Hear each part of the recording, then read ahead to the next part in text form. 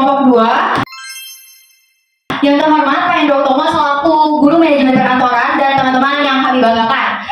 Teman-teman, sebelum kita mulai presentasinya, aku mau kasih tahu pepatah. Nah, jadi ada pepatah yang mengatakan kalau misalnya kita tuh mendapatkan ilmu tidak hanya ketika kita membaca buku, jurnal, artikel atau apapun itu, tapi terkadang kita mendapatkan ilmu ketika kita mendengarkan orang lain. Maka dari itu, kami harap teman-teman semua dapat memperhatikan dan mendengarkan penjelasan kami terkait prosedur administrasi pengelolaan sarana dan prasarana.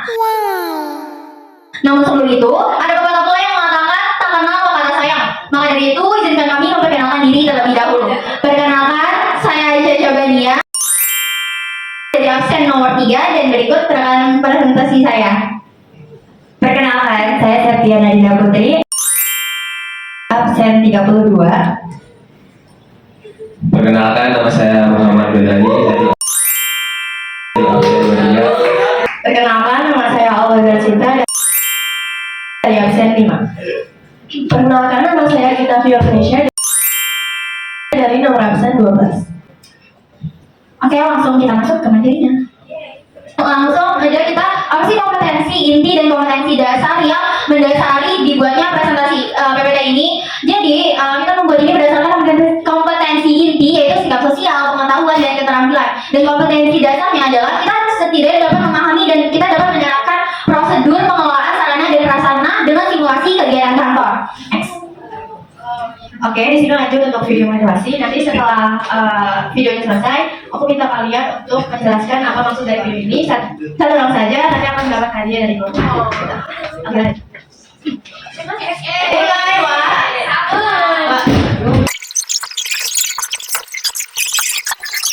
Oke, maaf banget videonya ternyata nggak bisa diputar, jadi sini aku akan menjelaskan aja. Jadi dari video motivasi itu ada seorang yang menunda kewajibannya sebagai seorang muslim itu demi urusan dunia sendiri. Nah, maka dari itu, sesibuk apapun kita maupun kita melakukan pekerjaan atau itu, tetap wajibkan kewajiban kalian sebagai seorang muslim. Nah, jangan menunda sholat, jangan menunda sholat karena itu sebagai dalam bentuk penyimpangan beragama, dan salah satu meskipun itu penyimpangannya kecil, jika dibiarkan itu kan jadi kebiasaan yang sangat buruk. Nah, ada pentingnya juga untuk mengingatkan satu sama lain untuk hal-hal baik sebagai seorang muslim gimana ya. Oke, itu aja. Jangan menunggu sempurna dulu untuk melakukan kewajiban, meskipun kita masih ada kurang-kurangnya, tetapi langkah Allah itu kan demi surat itu adalah hal untuk memperbaiki diri, dan mengingat satu sama lain itu adalah dalam bentuk kepedulian kita sesama. Dan oke, lanjut. Oke, tujuan pembelajaran. Selanjutnya ada tujuan pembelajaran. Pertama, ada memahami konsep sarana dan prasarana. Peserta didik mampu membedakan antara sarana dan prasarana. Sarana itu contohnya ada alat dan perlengkapan, sedangkan prasarana ada fasilitas pendukung seperti gedung, listrik, dan lain-lain. Yang kedua, ada menjelaskan pentingnya pengelolaan sarana dan prasarana secara efektif dan efisien, dan meningkatkan kesadaran akan pentingnya menjaga dan memanfaatkan fasilitas dengan baik untuk mendukung kelancaran kegiatan. Nah, yang ketiga itu ada mampu menyusun dan menerapkan prosedur administrasi pengelolaan seperti pencatatan, inventarisasi, pengadaan, pemeliharaan, dan penghapusan sarana dan prasarana. Nah, yang keempat itu ada membentuk sikap tanggung jawab dan kedisiplinan dalam pengelolaan aset organisasi, termasuk menjaga kelayakan dan keamanan sarana prasarana. Lanjut. Oke, di sini akan masuk ke orientasi masalah, yaitu membandingkan antara gambar A dan gambar B. Di sini aku ingin meminta satu dari teman-teman sekalian untuk menjelaskan dari kedua gambar tersebut. Kalau nggak ada, aku akan tunjuk. Satu, oke ya. Oke, jadi aku mau kasih perbandingan dari orientasi masalah ini. Jadi di gambar yang sebelah ini itu dia lagi membersihkan AC, dan ini tuh selama 3 bulan. Lalu yang ini itu dia belum dibersihkan, jadi sehingga AC-nya itu kotor banget. Mungkin kalau misalnya AC kotor itu kan dia suhunya itu jadi kurang dingin ya. Jadi kalau misalnya kita mau mendapatkan suhu yang maksimal dari AC, kita harus membersihkan AC itu secara rutin. Jadi contohnya seperti ini, 3 bulan sekali gitu. Terima kasih. Oke, tepuk tangan buat Kezia. Oke, kayak benar banget yang dibilang Kezia, itu termasuk pemeliharaan daripada sarana kantor. Jadi jangan nunggu sarananya rusak dulu baru dibersihin. Jadi kita harus rutin bersihin dari sarana kantor tersebut. Lanjut. Nah, selanjutnya di sini kelompok kami akan membahas beberapa submateri. Yang pertama adalah tentang prosedur administrasi pengadaan. Yang kedua adalah penyimpanan. Yang ketiga adalah penyaluran. Yang keempat adalah inventarisasi. Dan yang kelima adalah pemeliharaan dan penghapusan sarana dan prasarana di kantor. Nah, selanjutnya di sini adalah capaian pembelajaran. Nah, di sini kelompok kami mengharapkan si peserta didik dapat memahami terkait proses pengelolaan pengadaan dari administrasi sarana dan prasarana di kantor tersebut, dan pastinya menunjukkan sikap tanggung jawab, terus akuntabilitas dalam pekerjaan sesuai dengan proses kerja yang terjadi di perusahaan tersebut, seperti itu. Oke, bersama aku Linda akan menjelaskan mengenai prosedur administrasi pengadaan. Apa sih itu prosedur administrasi pengadaan? Prosedur administrasi pengadaan itu meliputi perencanaan kebutuhan, kemudian pengajuan permohonan, pengadaan barang, yang keempat itu ada namanya pemeriksaan atau pengecekan barang, dan yang terakhir itu ada pembayaran. Nah, mengapa prosedur administrasi pengadaan ini sangat penting atau dibutuhkan bagi suatu perusahaan? Itu jawabannya penting banget ya teman-teman. Karena proses ini untuk memastikan bahwa sarana dan prasarana ini dapat terpenuhi secara dua asas, yaitu efisiensi dan efektivitas. Dan juga sarana dan prasarana ini juga harus sesuai dengan anggaran yang disediakan oleh perusahaan. Seperti itu. Oke, lanjut.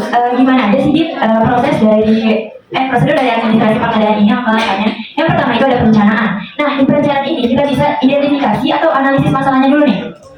Contohnya kayak kita periksa di kantor, di setiap ruang, misalnya di divisi keuangan ini ada di komputer yang nge-lag atau rusak. Nah, itu tuh harus diganti. Atau misalnya kayaknya kita butuh dispenser dari pantry biar kita nggak bolak-balik minum. Contohnya seperti itu. Nah, setelah analisis masalah, kita bisa yang namanya prioritasin dari barang tersebut. Nah, aku menanya sama teman-teman, menurut teman-teman mana yang lebih prioritas dari komputer atau dispenser? Nah, benar banget, karena komputer itu kan menunjang kepekerjaan daripada pegawainya ya. Nah, seperti itu prioritas. Nah, setelah diprioritasin, kita sebutkan secara spesifik, dan cuma kayak pengen komputer doang nih, juga gitu ya. Jadi kayak disebutin komputernya seperti apa, apakah komputernya 20 inci atau 21 inci, atau komputernya untuk yang bagus, yang spesifikasinya emang desainnya bagus, ya seperti itu. Nah, lalu kita masuk ke survei harga. Setelah kita nentuin, kita bisa nih cari-cari dari pemasok itu harga-harganya. Misalnya kita bisa bandingin dari pemasok A dan pemasok B, mana yang lebih murah, seperti itu. Nah, yang langkah kedua itu kita masukkan namanya pengajuan permohonan. Setelah kita nentuin jenis barang yang kita pengen, kita bisa bikin proposal atau surat permohonan ke atasan. Nah, proposalnya itu biasanya berisi tentang jenis barang, kemudian ada harganya, dan juga cantumin juga tuh alasan yang kuat kenapa barang itu sangat dipentingkan atau dibutuhkan di perusahaan tersebut. Dan juga kita bisa lampirin yang namanya survei harga yang udah kita lakuin. Nah, lalu ketika proposalnya udah jadi, kita ajuin kemana? Ajuin ke manajer atau kepala divisi, atau juga bisa ke direktur dan juga ke bagian keuangan.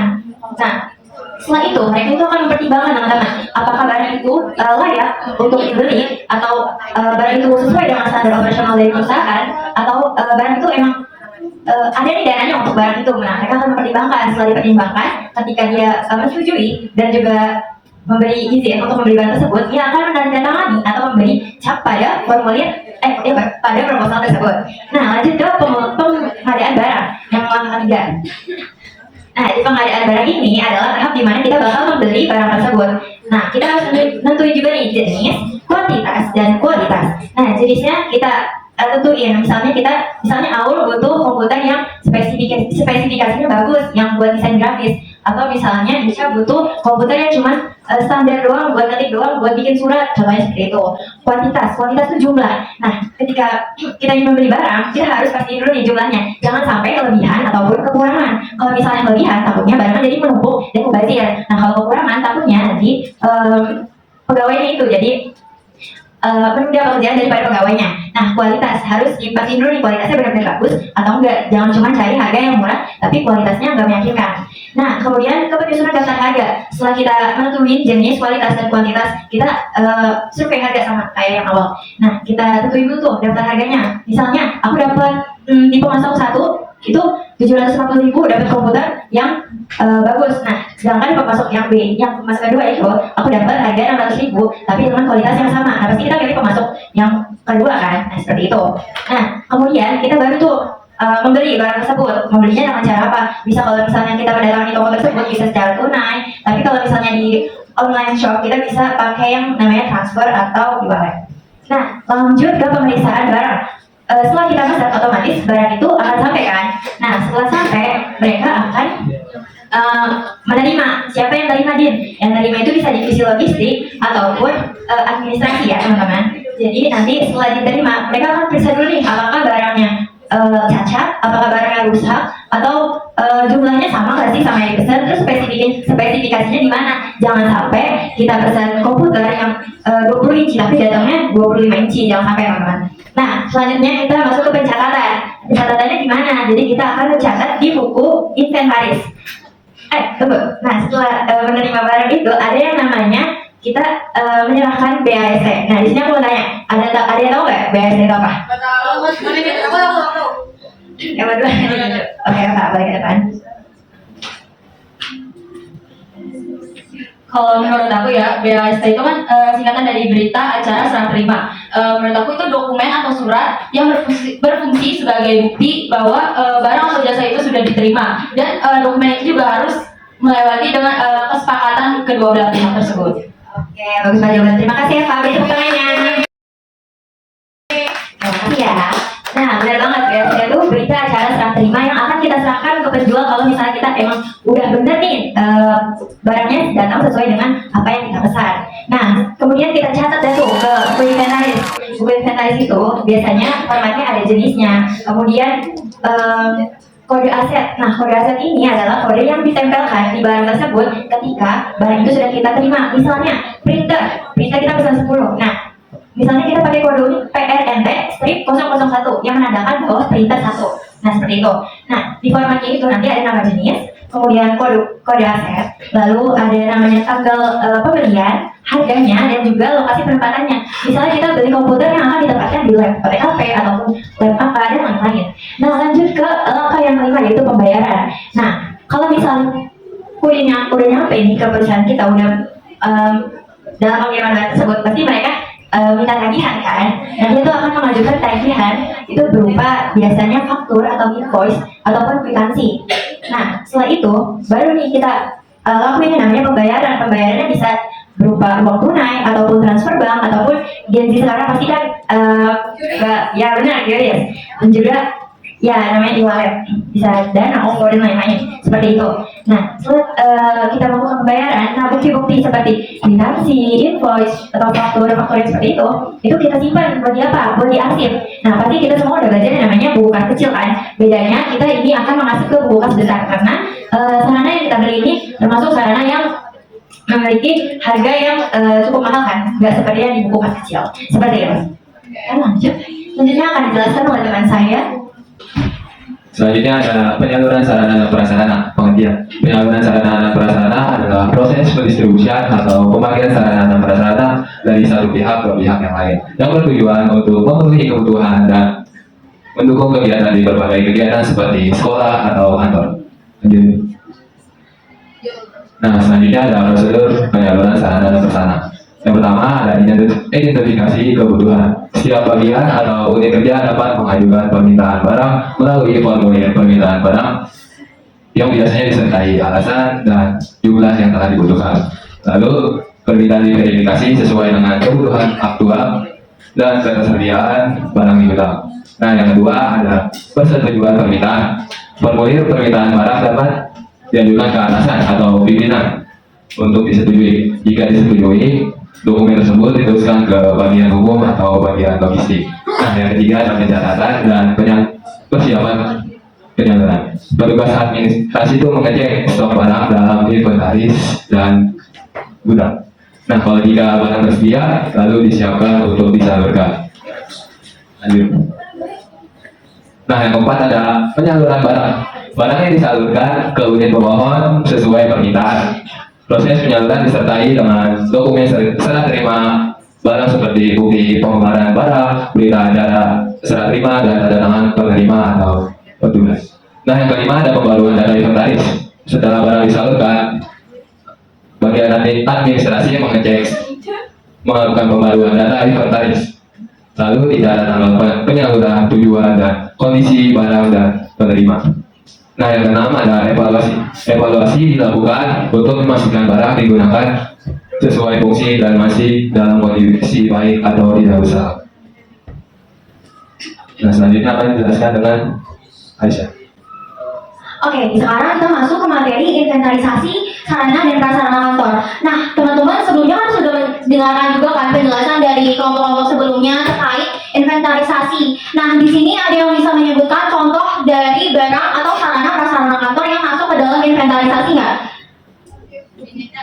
Ada yang bisa? Boleh, jadi. Surat tidak masuk aja. Contohnya apa aja?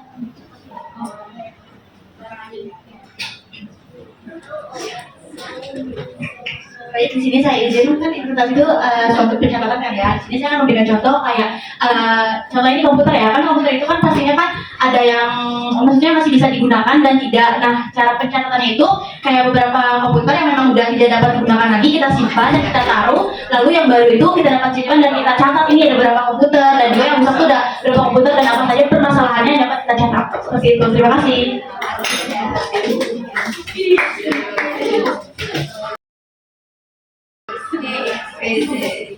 Oke, terima kasih Janirda. Jadi apa yang Janirda sampaikan itu tadi benar banget. Jadi dalam inventarisasi itu merupakan sebuah pencatatan guys. Jadi kalau misalnya kita di dalam suatu kantor, terus pasti ada banyak banget kan barang-barangnya, ada komputer, ada printer, atau mungkin ada mesin fotokopi di beberapa perusahaan. Nah itu tentunya harus ada inventarisasinya, harus ada pencatatannya. Seperti yang Janirda jelaskan tadi, itu tentunya ada kualifikasi, kualitas, dan kuantitasnya. Jadi kita sebutin tuh kualitasnya itu apakah masih bisa dipakai ataupun sudah tidak baik kondisinya. Apakah kuantitasnya itu masih berjumlah dengan sama dengan form yang sebelumnya ataupun tidak. Next.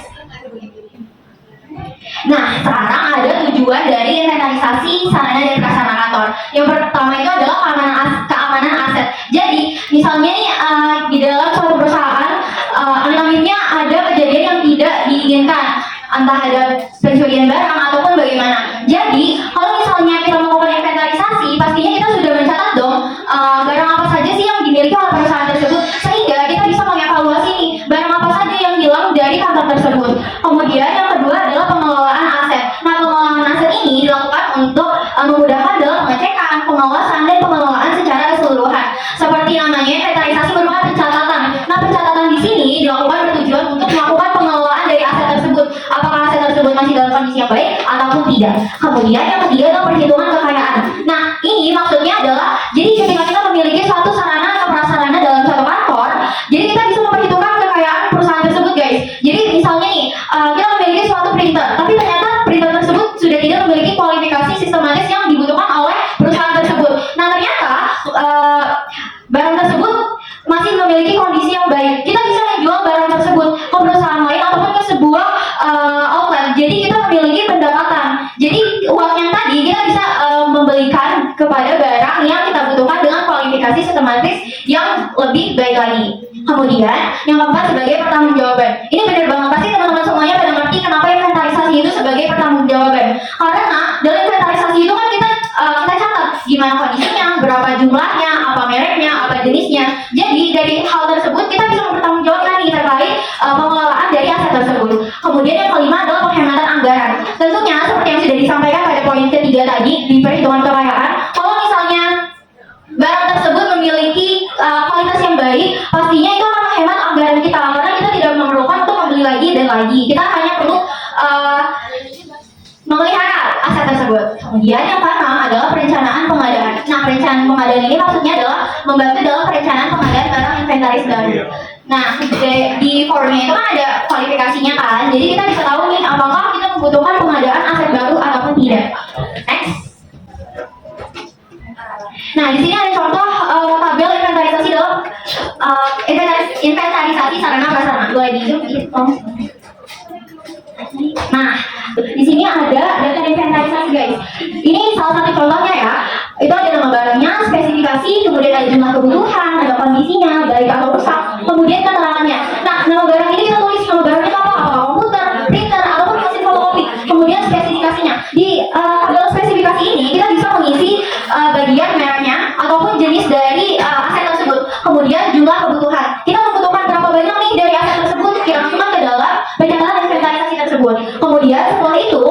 yang ada di kantor ini kita melakukan pemeliharaan bersama kan, kita catat kondisinya apakah baik ataupun kurang baik atau rusak.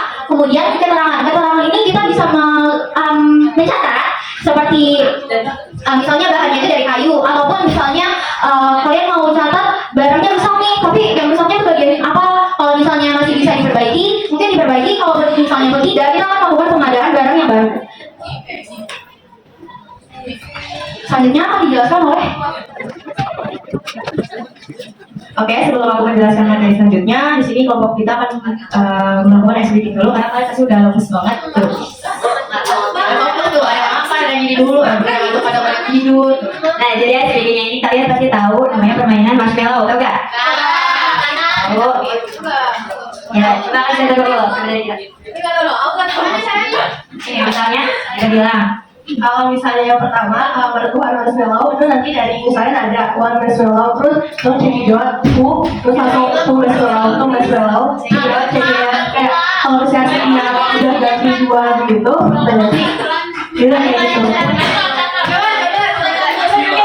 Ya, duduknya udah teman-teman. Ya.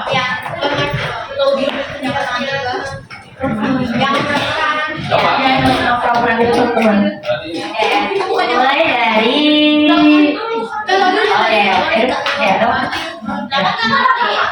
One marshmallow, check it out. Two marshmallow, two marshmallow. check it out. Check it out. Three marshmallow, three marshmallow. Three marshmallow. Check it out. Two. Oh ya.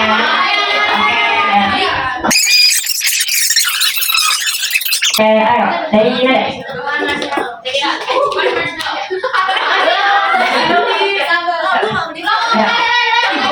Ada ya. 2, 3.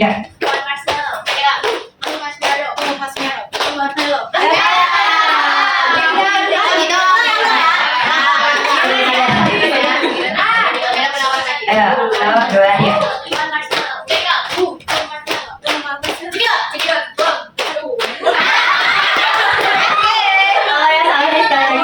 Kesimpulan ya nanti ya. Oke, dan Dede deh.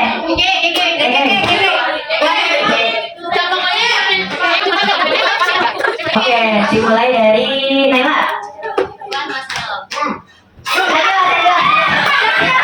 Ya, bilang dulu. Oke, jadi aku memberikan kesimpulan pada akhir presentasi kita. Terima kasih. Tolong kesimpulan. Oke, lanjut ke materi selanjutnya. Oke, kita lanjut ke materinya tentang pemeliharaan sarana dan prasarana. Nah, apa sih pemeliharaan sarana dan prasarana? Proses atau kegiatan yang dilakukan secara terencana dan sistematis untuk menjaga, merawat, memperbaiki, serta memastikan agar sarana dan prasarana ini berfungsi dengan baik, nyaman, dan layak pakai sesuai dengan tujuan penggunaannya. Nah, lanjut, apa sih dari tujuan pemeliharaan sarana dan prasarana? Yang pertama ada mencegah kerusakan dan keamanan barang. Yang kedua mencegah kerusakan lebih lanjut yang menyebabkan kerugian dan adanya biaya penggunaan kembali. Oke, next. Nah, di sini ada jenis pemeliharaan sarana dan prasarana. Nah, jenis pemeliharaan sarana dan prasarananya ada 5. Yang pertama ada pemeliharaan rutin, yaitu dilakukan secara berkala, kayak harian, mingguan, ataupun bulanan. Nah, yang kedua ada pemeliharaan berkala, yaitu dilakukan secara periode sesuai dengan jadwalnya. Yang ketiga ada pemeliharaan darurat, yang dilakukan saat terjadi kerusakan mendadak. Nah, yang keempat ada pemeliharaan preventif, yaitu untuk mencegah kerusakan yang belum terjadi. Nah, yang terakhir ada pemeliharaan korektif, yaitu memperbaiki kerusakan yang telah terjadi. Oke, ini sudah masuk ke prosedur pemeliharaan sarana dan prasarana. Yang pertama ada identifikasi kebutuhan pemeliharaan, yaitu melakukan pemeriksaan rutin secara rutin untuk memastikan apakah barang ini mengalami kerusakan atau perubahan fungsi. Kayak contohnya AC, apakah AC ini masih berfungsi normal ataupun komputer juga, apakah komputer ini masih berfungsi normal.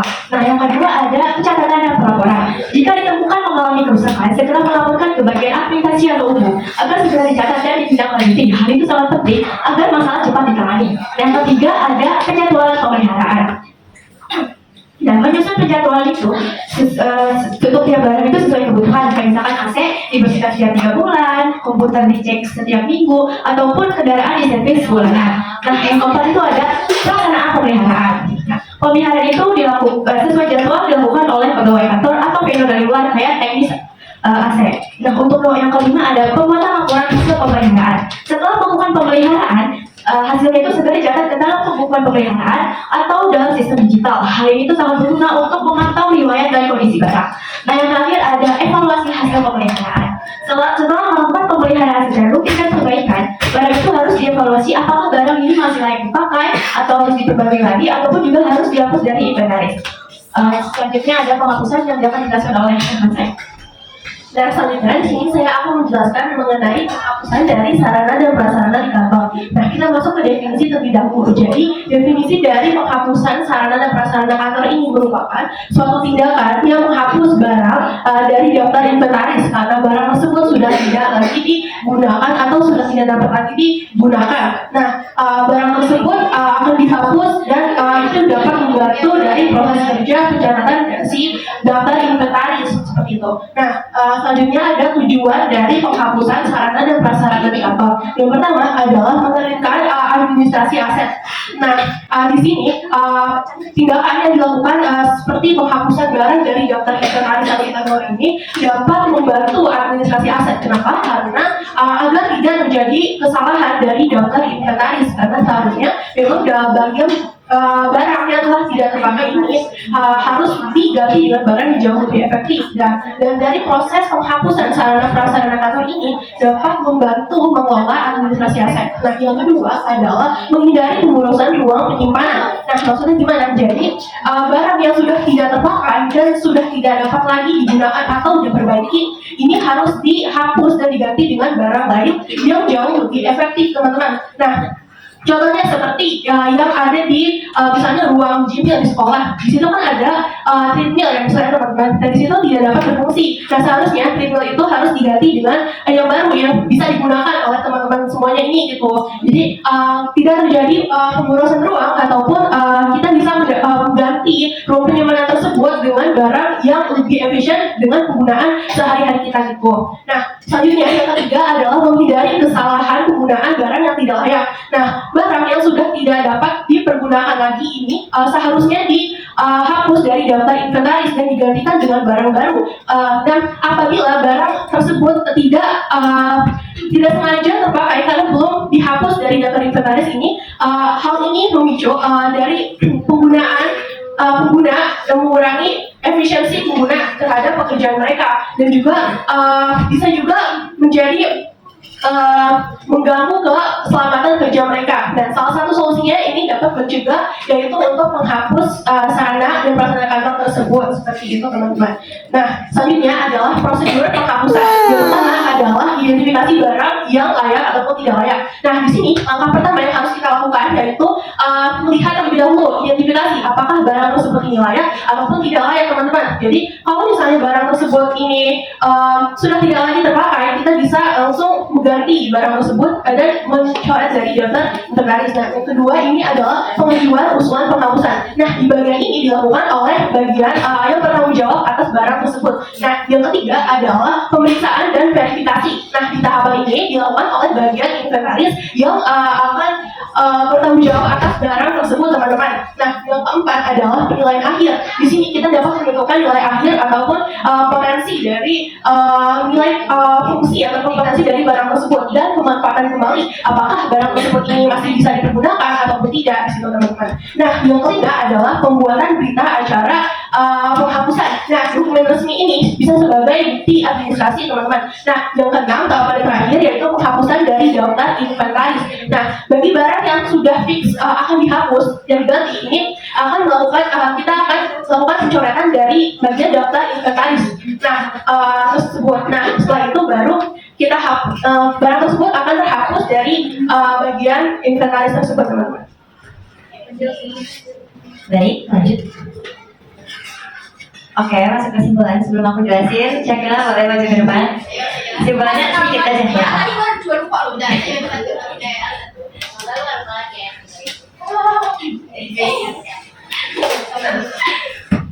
Perkenalkan, nama saya Syakila Zahra dari absen 34 dan saya dari kelompok 5. Nah, menurut saya kesimpulan singkat yang saya tahu dari presentasi kelompok ini, jadi kita tuh harus mengetahui guys prosedur sarana dan prasarana yang ada di kantor. Kalau kita kerjaan kita tuh bakalan amburadul, gak efisien. Pokoknya berantakan lah. Nah, maka dari itu kita harus mengetahui prosedur sarana dan prasarana yang ada di kantor. Oke. Benar banget apa yang dibilang Kak Cila. Oke, kesimpulannya itu adalah prosedur administrasi sarana dan prasarana ini menjamin efisiensi, efektivitas, dan akuntabilitas dari pengelolaan aset. Nah, mencakup apa aja sih? Yaitu yang pertama, bagian awalnya dari perencanaan, kemudian pengadaan, lalu penyaluran ke setiap unit, pemeriksaan, lalu ke pemeliharaan, sampai yang terakhir itu ada penghapusan berdasarkan prosedur yang berlaku di kantor tersebut. Nah, pengelolaan yang baik memerlukan sistem administrasi dan regulasi yang sesuai untuk mendukung kelancaran dari operasional dan juga pelayanan instansi. Oke, lanjut. Oke, kita akan masuk ke kuis.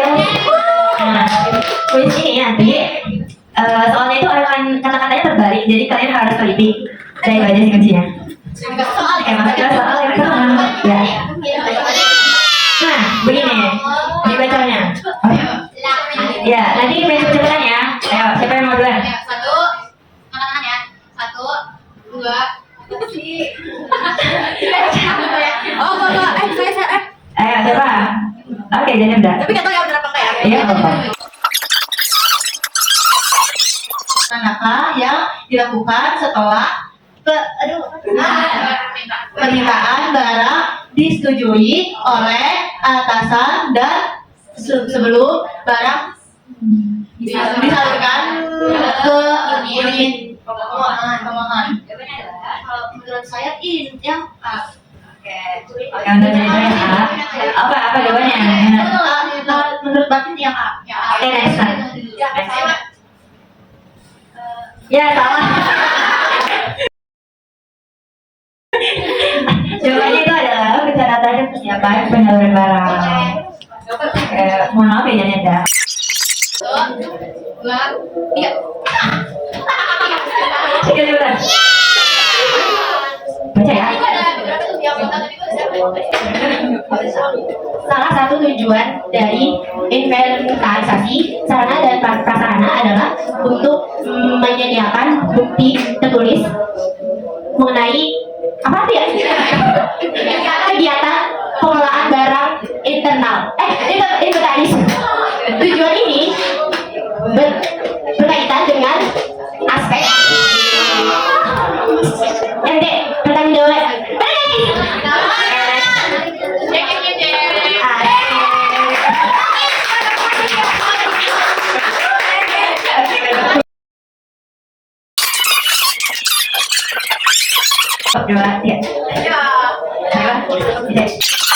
Administrasi, dalam proses administrasi pengadaan sarana dan prasarana kontrak pengadaan barang dilakukan setelah B. Permohonan diajukan dan disetujui berdasarkan perencanaan kebutuhan. Kita mulai dari ini.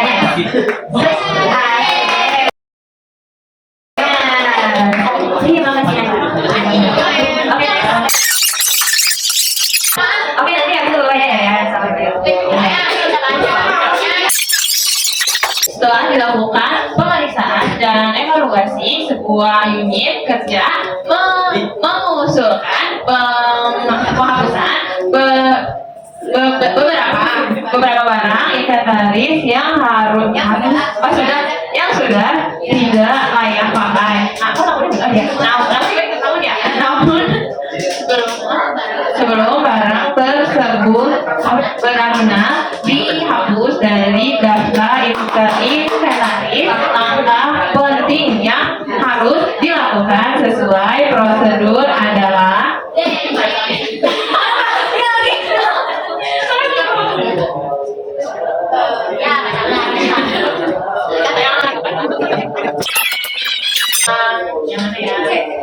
Yang C ya? Terima kasih ya. Ayo maju. Pertanyaan kelima. Salah satu langkah penting dalam prosedur pemeliharaan sarana dan prasarana kantor adalah melakukan pemeriksaan secara berkala. Tujuan utama dari langkah ini adalah yang B, mengetahui kondisi barang juga untuk dan yeay, benar. terima kasih Luan. Oke, setelah ini kita akan buka sesi tanya jawab. Silakan teman-teman yang ingin. Gila, lalu sambil kasih menjawab. Dari Naila dulu deh. Assalamualaikum warahmatullahi wabarakatuh. Saya Syekila Zahra dari absen 34 dari kelompok 5. Ini bertanya. Tadi siapa yang udah menjelaskan materi perencanaan? Bukan kita. Perencanaan pokoknya pengelolaan sarana dan prasarana. Ya pokoknya buat kalian semua nih. Menurut kalian semua, apa sih tantangan utama ketika kita melakukan apa sih tadi?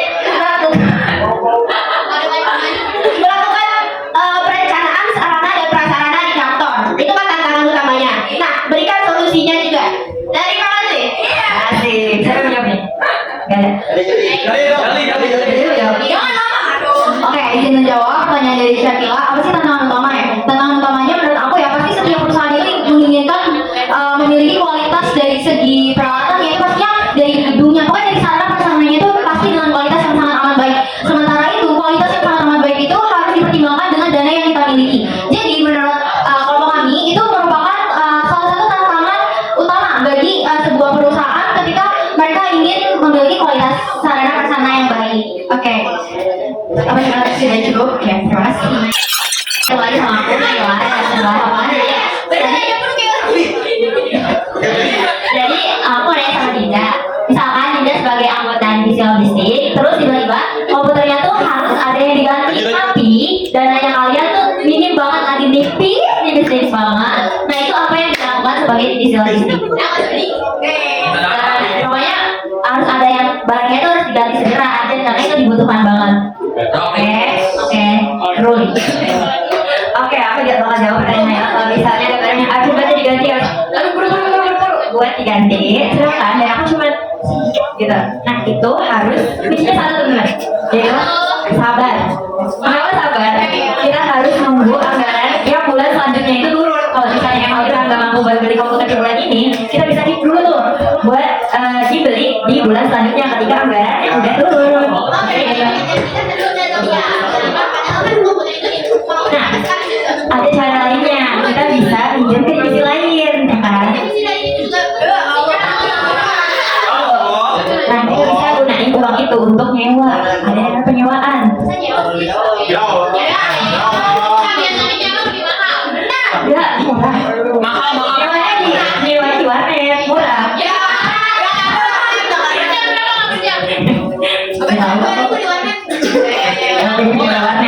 warnet. Lanjut. Perkenalkan, nama aku Desi Putri dari absen 2. Ini aku ya. Tadi juga aku nanya, misalnya kalian itu punya tanggung jawab terhadap proyek. Nah, bagaimana apa yang kalian pertimbangkan terhadap pemeliharaan sehingga proyek itu dapat berlangsung dengan baik? Terima kasih. Terima kasih Deska. Siapa masuk dari pertanyaan?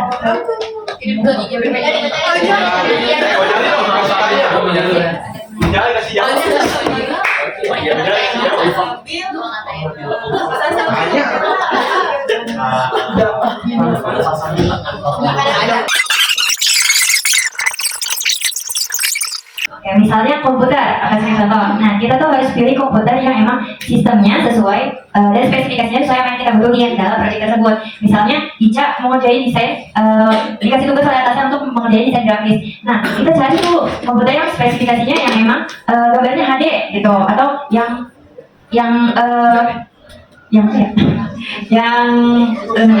Kita mendapatkan misalnya kan tadi kita mau beli komputer pasti kita kan mementingkan itu kualitasnya itu kan pasti kualitasnya dulu yang kita perlukan.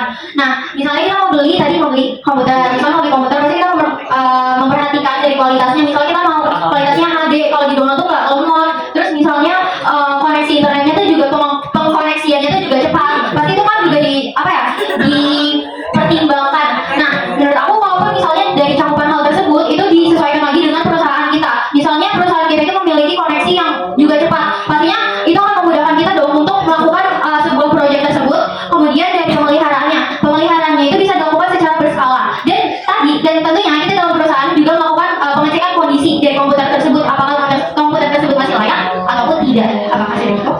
Terima kasih. izin nambahin juga, kalau misalnya dicek itu bukan hanya ketika beli juga, jadi kita selama penggunaan juga harus dicek rutin dari data-datanya, sistemnya seperti itu. Biar nggak terjadi kerusakan yang benar-benar krusial buat si komputer tersebut. Oke, lanjut siapa? Oke, di sini aku mau bertanya, misal kalian itu dari tim audit. Nah, misal sebagai tim audit kalian menemukan beberapa barang, contohnya laptop yang tidak terpakai atau kondisinya rusak di gudang.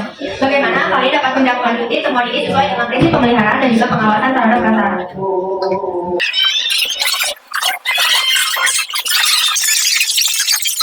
Oke, izin menjawab. Jadi kalau misalnya tadi ada laptop yang bisa, terus kita sebagai tim audit, gimana sih cara menindaklanjutinya dari segi pengawasan dan pemeliharaan? Nah, pastinya kalau misalnya ada laptop yang rusak, kan kita di perusahaan itu kita lakukan pemeliharaan, kita cek di kondisinya baik atau tidak, dan pastinya setelah kita cek kondisi dari laptop tersebut, kita catat dong dalam inventarisasi sarana prasarananya kondisinya itu seperti apa. Kemudian pengawasan, dan ketika kita melakukan pemeliharaan, pastinya ada yang mengawasi atau yang bertanggung jawab atas pemeliharaan aset-aset tersebut. Nah, jadi menurut kami hal tersebut saling berkaitan, karena itu adalah salah satu cara yang gimana perusahaan itu bisa menjaga, memelihara, serta melakukan penghapusan dan pengadaan ketika barang itu rusak. Ya, kan? Caranya juga bisa diservis, kalau enggak diganti. Oke, lanjut, Sabil. Tadi kan kita udah jelasin. Lanjut ya, biar Tadi kan kita udah jelasin. Gue pengen nanya kita nanya kita. Ini sih, tadi kan kita jelasin tentang penghapusan sarana prasarana monitor kita. Apa yang terjadi dengan barang yang masih nilainya sisa, memiliki nilai sisa setelah melalui proses penghapusan? Aku izin menjawab pertanyaan dari Sabil. Jadi bagaimana apabila barang yang sudah melalui proses penghapusan tapi masih memiliki nilai sisa. Nah, jadi teman-teman, barang yang masih sekiranya masih memiliki nilai sisa ini bisa dijual sebagai barang bekas ataupun barang rusak gitu. Nah, nanti akan dijual sesuai dengan pengelolaan dari kinerja tersebut. Nah, nantinya hasil penjualan dari barang tersebut akan di-store ke instansi yang berwenang ataupun kas milik negara. Nah, barang tersebut ini akan memiliki nilai sisa sehingga yang memungkinkan masih bisa untuk dijual gitu. Nah, meskipun barang tersebut sudah tidak lagi memiliki kegunaan di tempat kerjanya, nah tapi masih tetap bisa memiliki nilai fungsi seperti itu teman-teman.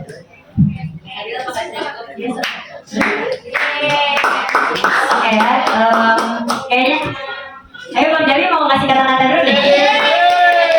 Kata-kata hari ini apa nih Bang Jawi? Jadi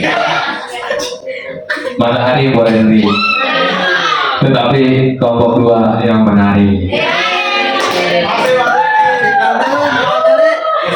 Oke, sekian aja presentasi yang sudah kami paparkan. Semoga ini dapat bermanfaat bagi teman-teman yang udah nggak ada.